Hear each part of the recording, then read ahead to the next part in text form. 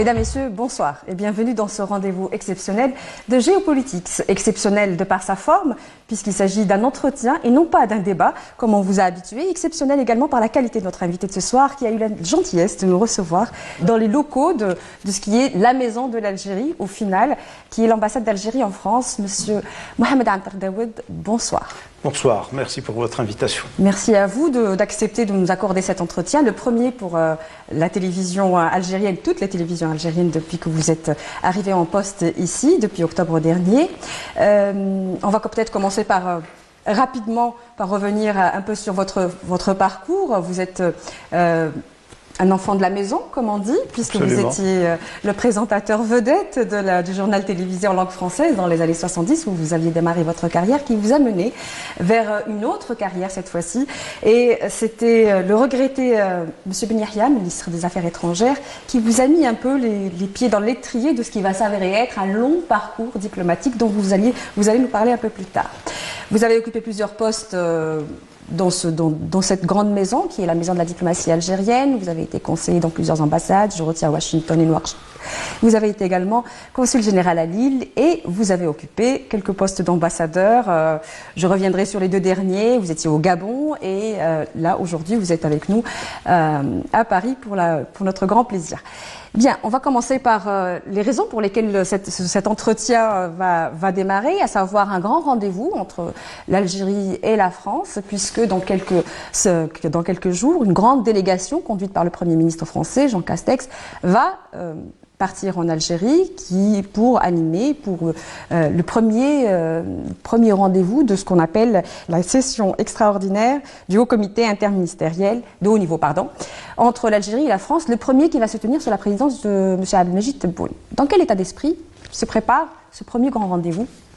Donc, c'est un rendez-vous important eu égard aux relations algéro-françaises auxquelles les présidents Tebboune et Macron ont insufflé un sang nouveau, une dynamique nouvelle, en ce sens qu'ils se parlent fréquemment au téléphone, ce qui rend un peu la tâche plus difficile de l'ambassadeur, de suivre un peu ce qui se dit, ce qui se prépare. Bref, ce qui est important, c'est que les relations entre les deux chefs d'État sont excellentes. Et il nous appartient, à nous, ambassadeurs d'Algérie en France et même ambassadeurs de France en Algérie, de faire en sorte que les relations à un autre niveau, c'est-à-dire plus bas, soient à la dimension de ce qu'entreprennent les deux chefs d'État. Je m'explique. Aujourd'hui, l'Algérie et la France entament une nouvelle période. Nous sommes certains, d'un côté comme de l'autre, que des lendemains meilleurs nous attendent, que nous avons besoin de travailler ensemble, que nous avons besoin de nous comprendre. J'ai toujours dit que la France et l'Algérie étaient non pas divisées, mais unies par la Méditerranée. Et il s'agit de faire de cette Méditerranée un lac de paix, un lac de stabilité, un lac de coopération entre l'Algérie et la France. En fait, l'Algérie et la France sont deux pays dont les relations sont excellentes. Il nous appartient de les développer, il nous appartient de faire en sorte qu'ils soient à la dimension des relations qu'entretiennent nos deux chefs d'État. Alors, la relation est excellente, vous l'avez dit, on vous a également lu dans la presse algérienne récemment revenir longuement sur l'état des lieux d'aujourd'hui, mais cette relation n'a pas toujours été très très bonne. Je dis qu'il y a des lobbies qui travaillent contre une entente cordiale entre l'Algérie et la France. Quel est le but de ces lobbies? C'est une action qui consiste à contrecarrer tout effort de développement entre l'Algérie et la France. L'Algérie reste un pays incontournable, aussi bien au Maghreb qu'en Afrique. L'Algérie a un poids politique qui n'a pas besoin, j'allais dire, qui est d'abord connu et reconnu, d'une part. Et l'Algérie a des principes en politique étrangère. Ces principes sont le droit à l'autodétermination des peuples, sont la non-interférence dans les affaires intérieures des autres États, et ce sont le respect des frontières héritées au lendemain de l'indépendance. Et donc, par conséquent, de par ces principes, l'Algérie dérange. Et elle dérange énormément. Mais l'Algérie n'a jamais varié sa position. Elle est restée fidèle à ses principes qui sont contenus dans la déclaration du 1er novembre 1954. Et est-ce que cette divergence, parfois, qui peut se révéler d'une façon subtile, peut-être, oui. Avec la France sur le plan international, constitue une entrave au développement de cette relation bilatérale? Écoutez, nous avons nos principes, nous les réaffirmons devant toutes les instances internationales.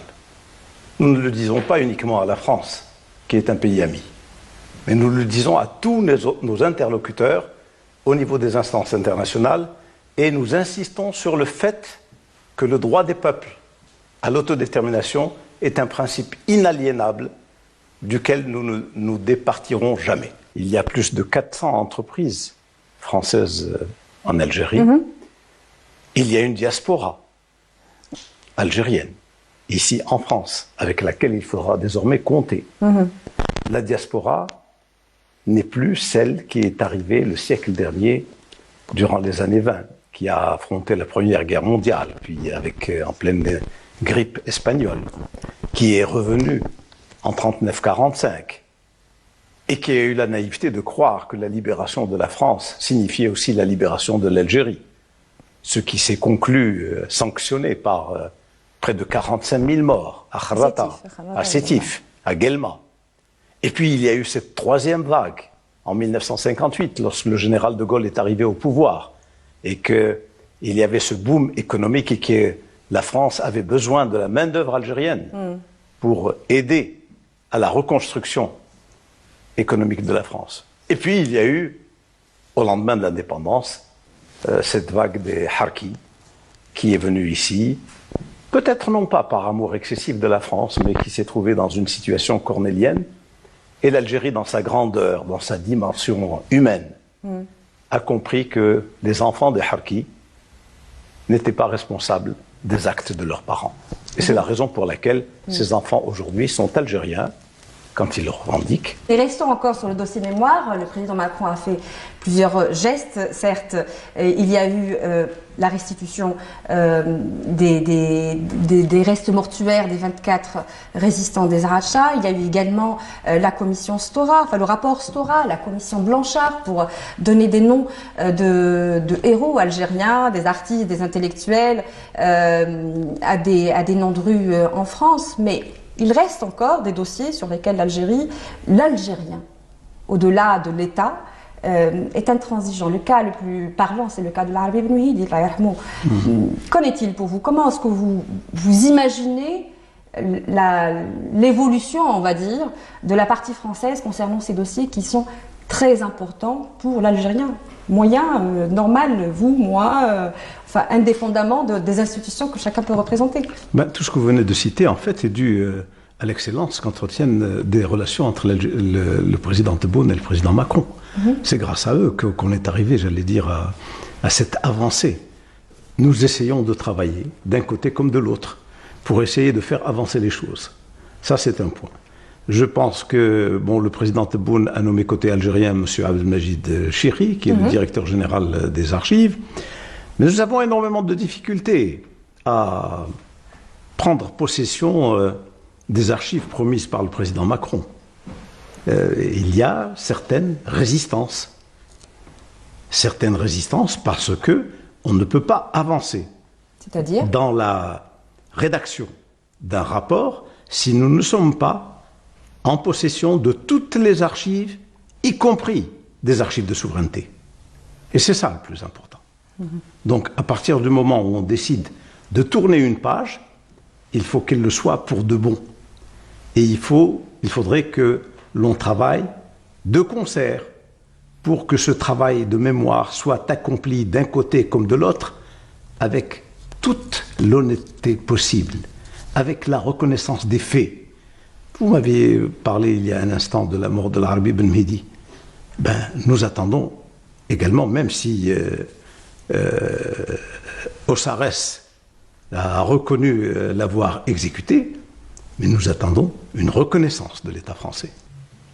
Le président Tebboune l'a réaffirmé, nous devons développer nos relations sans faire fi de notre passé mémoriel. Je pense que pour un pays, reconnaître ses torts le grandit. Maintenant, la mémoire est assez grande. Il ne faut pas oublier que nous avons été colonisés pendant 132 ans. 132 ans durant lesquels nous avons été marginalisés.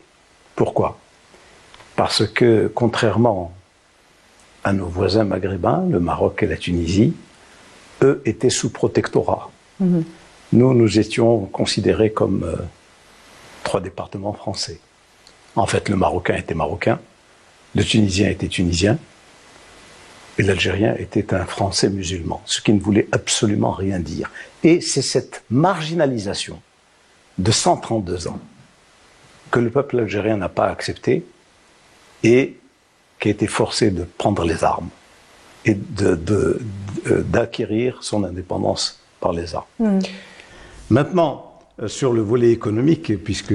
Oui, on va y arriver, mais par rapport à la commission, par rapport à la rencontre du 11 avril en Algérie, du CIHN, est-ce que le dossier mémoire, il y aura quelques autres avancées en attendant? Écoutez, d'abord le dossier mémoire est géré d'un côté par M. Abdelmajid Chiri, et je crois que le président Macron a nommé Mme Cécile Renaud au niveau de l'Élysée pour s'occuper de la partie française. Donc il fera partie des dossiers que vous allez traiter. Écoutez, il sera certainement évoqué, sans pouvoir aller au fond des choses. D'un point de vue justement coopération économique, puisqu'on en parlait, plusieurs dossiers sont en instance, certaines, notamment le dossier Renault. Qu'est-ce que vous pouvez nous dire sur les avancées, sur les domaines économiques qui vont peut-être être les assises de ce renouement de ce haut comité? Je crois qu'il y a des discussions, il faudrait approfondir les discussions, puisque vous citez le dossier Renault. L'Algérie n'accepte pas d'être un pays d'assemblage de kits, d'une part. D'autre part, la partie française a promis un investissement assez conséquent pour pouvoir aller de l'avant. Nous n'avons pas besoin uniquement d'importer des kits de France pour les assembler en Algérie et les vendre aux citoyens algériens. Je vais vous donner un exemple. La Renault Dacia, ou symbole, fabriquée en Roumanie, coûte 9 000 €. Vendue en Algérie, elle avoisinerait les 2 millions de dinars. C'est énorme. C'est énorme. Alors que nous avons besoin beaucoup plus d'investissement en matière d'équipement, en matière de formation. Il faudrait que l'Algérie puisse devenir un pays d'où l'on exporte le véhicule fabriqué en Algérie. C'est ça qui est important. S'il s'agissait uniquement d'importer des kits et de les assembler, quel est notre intérêt? Nous sommes pour un partenariat gagnant-gagnant. À partir du moment où vous nous dites nous vous envoyons des kits, vous les assemblez, non, nous ne sommes pas intéressés par ce genre de choses. Ce qui se passe en Algérie doit tenir compte de l'environnement humain, c'est-à-dire de la formation des personnes, c'est-à-dire des techniciens, doit tenir compte pas uniquement de l'assemblage, mais de la fabrication du véhicule. C'est ça qui nous intéresse. Transfert de technologie. Absolument. Donc il nous faut un transfert de technologie, et cela ne pourra se faire que par la création d'emplois. Alors, est-ce que, on va dire, des accords dans le domaine économique vous semblent un peu plus avancés? Est-ce que vous pouvez nous dire? Écoutez, il y a eu des accords économiques déjà passés. Il y a eu CEAL avec le groupe Suez, et il y a eu Rasel qui a construit des barrages. Il y a eu Castel qui a acquis quelques usines en Algérie, à Rouiba, et nous avançons naturellement au fur et à mesure dans le transfert de technologie. C'est ça qui est le plus important. Vous avez une précision peut-être sur j'allais dire, la composition de cette délégation qui va être conduite par le Premier ministre français, Jean Castex? Il y aura 4 ministres. Il y aura le ministre des Affaires étrangères, il y aura le ministre de l'Intérieur, naturellement, et il y aura M. Karim Amelal, qui est ambassadeur pour la Méditerranée, et un autre ministre ou 2 autres ministres, avec le président de la Commission des Affaires étrangères du Sénat. Donc vous voyez qu'il y a une diplomatie horizontale et il y a une diplomatie verticale, en ce sens que la diplomatie parlementaire sera également du voyage. Bien. Nous allons suivre certainement avec beaucoup d'intérêt la tenue de cette première rencontre, je le rappelle, sous la présidence de M. Abdelmadjid Tebboune. Sur un autre plan maintenant, sur un plan j'allais dire algéro-algérien, vous, depuis votre arrivée en octobre dernier, et malgré les conditions particulières du confinement imposé par la propagation et l'évolution de la coronavirus en France, vous avez quand même réussi à visiter quelques j'allais dire, circonscriptions consulaires algériennes. Vous êtes parti à la rencontre d'Algériens issus de l'immigration ou des binationaux. Et vous avez mené un certain nombre de dossiers de façon un peu prioritaire. On notera le premier, évidemment, qui a fait couler beaucoup d'encre, qui est la récupération des biens, dits des biens de l'État. Qu'est-ce que c'est que les biens de l'État? Est-ce que d'abord vous pouvez nous expliquer qu'est-ce que c'est? Ce sont des biens qui ont été acquis par l'Algérie il y a des décennies. Ce sont des biens qui ont appartenu également, dont certaines sociétés algériennes ont hérité au lendemain de l'indépendance, qui appartenaient par exemple à Électricité et Gaz d'Algérie, donc qui a été repris par Sonelgaz, des biens qui appartenaient à la Casorale de Constantine, des biens qui appartenaient au chemin de fer. Et donc, pour ne rien vous cacher, ce sont des biens qui ont été délaissés, totalement, squattés, qui sont dans un état de vétusté, de délabrement, certains menacent ruine. Et il était temps que l'on reprenne les choses en main. Ce qui est à l'État doit revenir à l'État. Donc, il y a aussi les biens qui ont été transférés par l'ex-amicale des Algériens en Europe vers l'État, c'est-à-dire vers l'ambassade d'Algérie. Donc, il nous appartient de les prendre en main, voir quels sont les biens dont on devrait se séparer définitivement, c'est-à-dire les vendre, quels sont les biens qu'on devrait rénover à des fins de location. C'est ce qui se fait dans tous les pays du monde. Et il y a certains biens qui pourraient, ma foi, servir à des mouvements associatifs qui travaillent en direction de l'Algérie. Alors, il va falloir passer le flambeau. Il est inadmissible qu'un pays possédant près de 4 millions, sinon plus, d'Algériens en France ne puisse pas devenir une véritable force avec laquelle il faudra compter. Et tous ces franco-algériens, même s'ils ont la nationalité française, je suis certain que la première goutte de sang est d'abord algérienne. Et c'est ça le plus important. Alors justement, nous avons cru comprendre lors de l'entretien que vous avez accordé à nos collègues de l'Expression en Algérie que vous alliez profiter de cette opération pour éventuellement peut-être recentraliser les services de l'État, enfin même si ce sont évidemment aujourd'hui des entreprises commerciales et non pas étatiques telles que elle le fut à l'époque de leur création. Je parle d'Air Algérie, je parle de l'entreprise nationale de transport maritime. Donc vous comptez peut-être faire une forme de centrale qui permette aujourd'hui aux concitoyens d'avoir comme une forme de guichet unique? En termes de services, concernant Air Algérie, je vais les faire déménager de l'avenue de l'Opéra vers la rue d'Argentine, qui a abrité le consulat général d'Algérie. Et au niveau de cette bâtisse, il y aura un étage pour Air Algérie, il y aura un étage pour l'entreprise nationale de transport maritime, il y aura un bureau consulaire qui s'occupera du transfert des dépouilles, et je ferai en sorte qu'il y ait un bureau d'assurance algérienne, soit la SAA, soit la CAR, soit autre chose, pour la garantie obsèque. De façon à ce qu'il y ait un guichet unique, que les Algériens n'aient pas à aller à droite, à gauche. Ils auront uniquement leurs papiers à ramener de la préfecture pour le transport de dépouilles et gérer tous ces problèmes-là sur place. Donc on peut imaginer ce sera un guichet unique. D'accord. On peut imaginer que ce guichet unique, puisque vous parliez de justement bureau consulaire, qu'il regroupe, en gros, qui concentre plutôt l'ensemble de, par exemple, des régions d'Île-de-France, des consulats d'Île-de-France. Toute la région parisienne. Très bien. Toute la région parisienne. C'est ça qui est important. Il y a un consulat général et 4 consulats. Tout à fait. Nous essayerons, j'allais dire, de le mettre tous ensemble. Et d'un autre côté, ce sera aussi un lieu de rassemblement des Algériens. Voilà.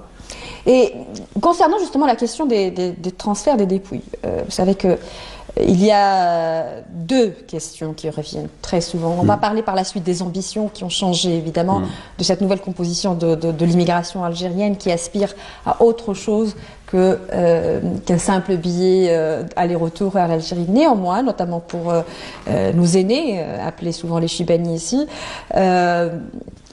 il demeure que la préoccupation de ce retour définitif est une préoccupation primordiale, et pour les familles nombreuses, la préoccupation des prix des billets d'avion pour l'Algérie est aussi un souci très récurrent. Vous savez, c'est un problème auquel il faudra trouver des solutions avec toute l'ouverture humaine. Pourquoi ? Parce que si vous prenez la communauté algérienne qui est arrivée ici au début du siècle précédent, ce sont des gens qui se sont installés, ce sont des gens qui ont eu des enfants ici. Et une fois à la retraite, ces gens-là, quelquefois, repartent en Algérie. Parce que ici, hormis, j'allais dire, les matchs de football et le PMU, ils n'ont plus rien à faire. Par contre, dans leur village natal, ils retrouvent un peu leur enfance. Quelquefois, ils se remarient en Algérie. Oui. Et donc, par conséquent, les héritiers d'ici veulent hériter de ce qu'il y a là-bas, et ceux qui sont là-bas veulent hériter de ce qu'il y a ici. Alors, imaginez un peu le parcours du combattant pour une Freda. Ça, c'est très important. Et donc, il va falloir trouver toutes les solutions nécessaires pour gérer certaines situations familiales. Et quelquefois, vous avez de faux papiers aussi, de fausses Freda. Et ça, ce sont des cas à prendre en considération. Bon, maintenant, concernant ces Algériens, j'allais dire, à l'aube de la retraite, si vous voulez, je pense que la réglementation algérienne leur permet énormément de choses. Rappelez-vous, avant, quand on avait 100 francs au niveau de la douane, c'était, j'allais dire, presque une fraude. Ce qui est totalement différent. Aujourd'hui, ces gens-là touchent leur retraite en devise en Algérie. Ça veut dire que l'Algérie a évolué. Ça veut dire que l'Algérie s'est ouverte sur la nouvelle génération. C'est-à-dire que nous sommes un pays d'ouverture, nous sommes un pays d'avenir. Et par conséquent, les mêmes chances leur sont accordées que ceux qui sont en Algérie. Donc je ne vois pas un peu la différence, même s'ils ont des difficultés, peut-être à s'insérer, mais la tâche est nettement plus facile en Algérie qu'ici. Votre Excellence, juste pour peut-être être un peu plus pratique vis-à-vis de ces 2 questions-là, est-ce qu'on peut dire, sans trop se tromper, que la question des transferts des dépouilles, la question des transports des personnes entre l'Algérie et la France, quand évidemment la pandémie sera derrière nous, Inch'Allah, est-ce qu'on peut dire que c'est une question qui est prise en compte d'un point de vue réflexion sérieusement par le ministère des Affaires étrangères, par l'État algérien, réfléchir à comment soulager finalement cette communauté? Écoutez, en termes de coûts, nous verrons avec la société d'assurance algérienne qui s'installera ici et qui verra, nous étudierons les prix. Donc c'est sûr qu'il y aura un bureau, il y aura une assurance. C'est à l'étude. C'est à l'étude. Vous avez été témoin ces derniers mois de ce qui a pu être vécu comme un drame au final, à savoir la fermeture des frontières pour l'immigration. Certes, il y a eu un effort considérable parce que les vols de rapatriement ne se sont pas arrêtés une fois que le dernier d'Algériens titulaire d'un visa a quitté la France. Donc, néanmoins, les drames personnels sont quotidiens et vous en êtes témoin. Qu'est-ce que vous avez envie de nous dire? Ce que je veux vous dire, c'est que en fait, ces drames-là ont été pris en charge par le gouvernement algérien. L'Algérie est le seul pays au monde à avoir rapatrié ses ressortissants et à les avoir pris en charge durant 15 jours dans des hôtels étoilés. Ce qui n'a pas été le cas de beaucoup d'autres pays nettement plus développés, d'une part. D'autre part, on parle bien de vol de rapatriement. Oui. Le vol de rapatriement concerne les ressortissants algériens qui sont venus d'Algérie avec un passeport établi en Algérie, muni de visa et titulaire d'un test PCR. Malgré cela, justement, on a tenu compte justement des décès. Et il fallait à tout prix laisser partir des gens résidents. Votre question sous-tend une autre question, celle des Algériens qui sont bloqués à Roissy. Justement, j'allais y arriver. J'y viens tout seul avant que vous me posiez la question. Néanmoins, vous comprenez quand même que les Algériens de l'étranger, de façon générale, vivent ça comme une forme d'injustice que les frontières soient encore fermées. Mais écoutez, nous sommes l'un des rares pays au monde à avoir aujourd'hui, avec la Chine, un taux de contamination à 2 chiffres. L'un des rares pays au monde. La preuve est que ces fermetures de frontières ont eu un impact positif. Il y a beaucoup de wilayas aujourd'hui, en Algérie, où le couvre-feu n'est plus de mise. Il doit y en avoir, je crois, 9 wilayas où le couvre-feu est établi de 23 h jusqu'à 4 h du matin, sans plus. Bon, ça d'une part. Concernant les ressortissants algériens qui sont à Roissy, ils ont été informés de l'annulation des vols. Ils sont arrivés pratiquement à la fin des vols de rapatriement. Ces vols de rapatriement ne les concernent pas. Ces vols de rapatriement concernent les gens munis d'un passeport établi en Algérie. Or, il s'agit de ressortissants établis en Grande-Bretagne. Alors, on a fait toutes les propositions. Disons, retournez en Grande-Bretagne. Air Algérie va payer les billets d'avion, va payer l'excédent de bagages, et puis nous verrons d'ici là. Ils s'entêtent à rester en zone internationale. Ils s'assument et ils assument. Tout simplement. Maintenant, la décision du président de la République de fermer les frontières tient d'abord lieu de recommandation du conseil scientifique. C'est le conseil scientifique qui a dit « Faites attention, nous avons déjà 2 cas de variant anglais et en aucun cas on ne pourra mettre en danger la vie de 45 millions d'Algériens pour 25 personnes qui veulent rester en zone internationale. Vous pensez que c'est quelque chose qui honore notre pays en voyant des ressortissants s'entêter à venir dire voilà, il y a une épreuve de force avec l'État algérien? Et l'inverse peut se poser comme question. Bon, l'inverse peut se poser. Nous, c'est par précaution pour notre peuple. Ma première question est quand même, j'ai envie de vous dire, un peu sur un plan humain. Certes, la décision du président de la République a été largement expliquée et vous venez encore une fois de nous le rappeler à quel point le souci de protection contre la propagation du virus est un souci premier pour le président de la République. Néanmoins, vous comprenez que la communauté, de façon générale, indépendamment de ces ressortissants à Roissy, vivent cette fermeture comme une grande blessure, comme une grande injustice. La fermeture des frontières est loin d'être une sanction. La fermeture des frontières est uniquement une protection.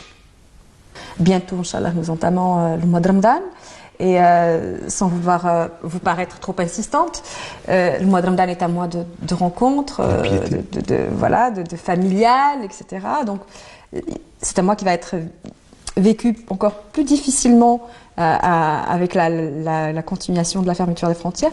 Est-ce que vous avez un message à délivrer à la communauté algérienne, particulièrement par rapport à ce mois? D'abord, est-ce que vous pensez que cette ouverture va se profiler dans un échéancier court ou pas, déjà? Ce serait quand même une nouvelle à annoncer. Et autrement, qu'est-ce que vous pourriez écoutez, moi j'ai un seul souhait à formuler. C'est arriver à bout de la pandémie. Ça, d'une part. Je crois qu'une fois la pandémie est terminée, on arrivera à construire énormément de choses. C'est vrai que le mois de Ramadan, effectivement, est un mois de pardon, de piété. Et il appartient justement à tout un chacun de faire preuve de compréhension. Et par conséquent, notre souhait, c'est de voir la pandémie annihilée et voir les Algériens penser que cela ne me fait pas mal au cœur de voir, moi, chaque matin, des Algériens attendre devant l'ambassade pour espérer une autorisation d'entrée en Algérie. Cela me fait très mal, madame. Donc, j'espère qu'on arrivera à bout de ce fléau et que les choses reprendront leur cours normalement. Alors, cette diaspora, quel rôle est-ce qu'elle peut avoir à la fois dans la construction de cette relation algéro-française, mais aussi, et je pense que la demande est grande de la part de notre diaspora à ce niveau-là, la possibilité pour elle de contribuer à la construction de cette Algérie que chacun d'entre nous désire développer, ouverte. Mais elle contribue déjà. Nous avons des chirurgiens. Nous avons un chirurgien à Rennes, le professeur Karim Boudjema, qui est spécialiste dans la greffe du foie, qui est dans le top 10 mondial. Et ce monsieur va à Batna avec les étudiants qu'il a formés et opère pendant 15 jours gracieusement. Ça, c'est un geste à saluer. Et je souhaiterais qu'il y ait des gestes analogues. Vous savez, Votre Excellence, nous avons rencontré, et certainement vous-même, à travers les rencontres que vous avez effectuées un peu partout, où vous avez pu, malheureusement, Corona oblige, vous déplacer et rencontrer ces personnalités. Beaucoup ont dit avoir eu des expériences difficiles qui n'ont pas abouti, qui ont tenté ou de mener des opérations de façon bénévole ou de monter des projets. Et... Bon, vous savez que l'expérience est le fruit des échecs. Et comme disait Saint-Exupéry, qui n'a pas osé, qui n'a pas su à un moment donné risquer, n'a pas le droit de se plaindre de la médiocrité de son existence. On peut dire on est né algérien, on est algérien. Il faut œuvrer pour l'amélioration des conditions de vie. Ça, c'est important. Je souhaiterais d'abord revenir un peu sur le mouvement associatif. Je vous en prie. Alors, j'allais revenir. Hein. Le mouvement associatif, je souhaiterais le fédérer. Le fédérer en réseau. Le réseau des médecins, le réseau des artistes, le réseau des sportifs de haut niveau, le réseau des élus d'origine algérienne, le réseau des entrepreneurs et le réseau de toutes les autres professions libérales. Voilà comment on peut, j'allais dire, créer une symbiose entre tous ces Algériens. Est-ce qu'il y a des... J'ai envie de vous dire, est-ce qu'il y a des domaines, par exemple, où vous voyez un rôle particulier que pourrait jouer l'immigration dans différents secteurs de développement en Algérie? Est-ce qu'il y a un secteur qui vous paraît plus porteur pour ce rôle-là? Bon, à première vue, non, mais je pense tout de suite au transfert de technologie. Je pense à ceux qui ont brillamment réussi, qu'ils investissent dans leur pays. Ça, c'est très important. Qu'ils créent des emplois, qu'ils puissent faire de la formation. C'est comme ça que l'on arrive à constituer une force de frappe. Il y a des gens incontournables dans certains domaines. Il y a des gens qui ont des brevets. Et donc, par conséquent, pourquoi ne pas faire profiter leurs compatriotes? Sans vouloir trahir le secret professionnel, vous avez souvent eu des entretiens en tête-à-tête avec le président de la République. est-ce que il vous dit des choses sur cette communauté? Est-ce qu'il vous a dit des choses sur cette communauté? Le président est pour une Algérie nouvelle. Le président a une conception de l'Algérie qui écarte toute forme de népotisme, de régionalisme, de clanisme, parce qu'il voit l'Algérie dans l'orbite nationale. Et c'est ça le plus important.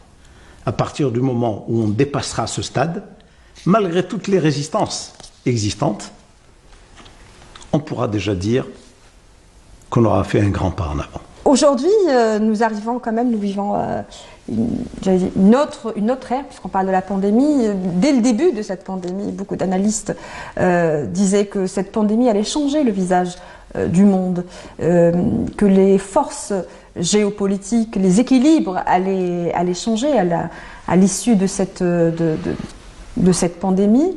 Vous qui avez une longue expérience diplomatique,